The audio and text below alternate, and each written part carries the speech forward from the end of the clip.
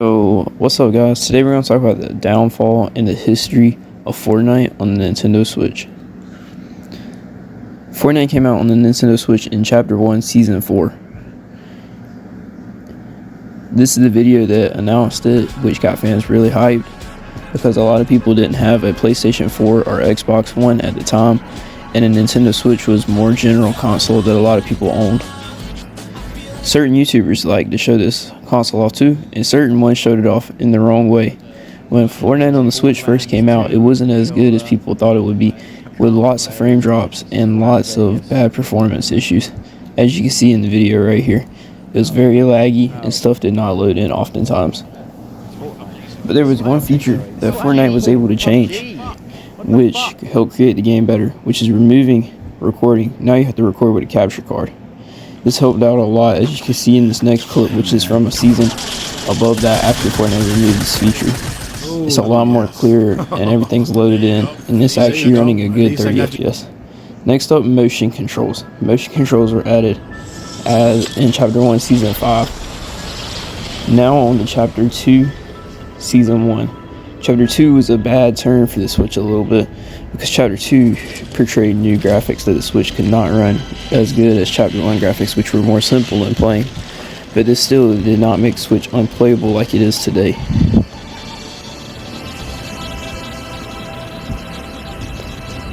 Next we have Chapter 2 Season 4, which introduced two new consoles on the market, which were better than the Switch and put the Switch to shame as far as FPS and smoothness of gameplay.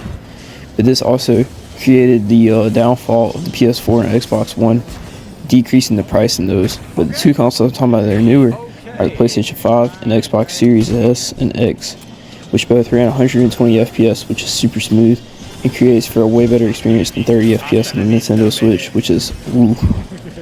And these consoles really just made it a lot better and made the Switch look a lot worse.